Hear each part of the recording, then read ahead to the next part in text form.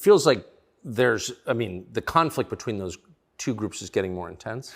It's certainly getting more intense. And it was interesting for me because, and I want to be an optimist, but I lost so much faith in humanity during COVID. If you would have told me how COVID would have gone down before COVID, I'd say no way. We're not that bad. I thought the people aren't that dumb. But when I experienced COVID, it's actually scary. You see how the Nazis managed to do what they did. You see how they managed to put people in concentration camps. You see it. And I had a very unique view of COVID because in the first days of COVID, when people were falling over in China and the Italian hospitals were overrun, at the height of the panic, when most people believed, because it was the very beginning, early stages, my brother and I had a very logical conversation and said, we're two military-aged men in very good physical condition. If we die of this, the world's over. If it can kill us, it's zombie apocalypse. So why are we going to live in fear?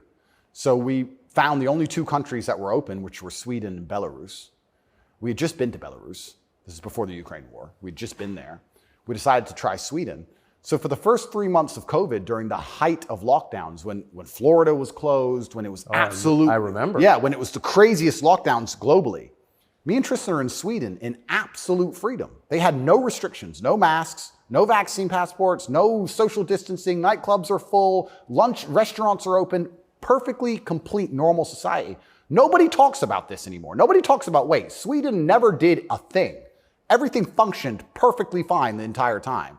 And they don't have it. Where's their mass? Where's their their winter of severe illness and death? Yes. They never had one. It's a cold country. Never had one.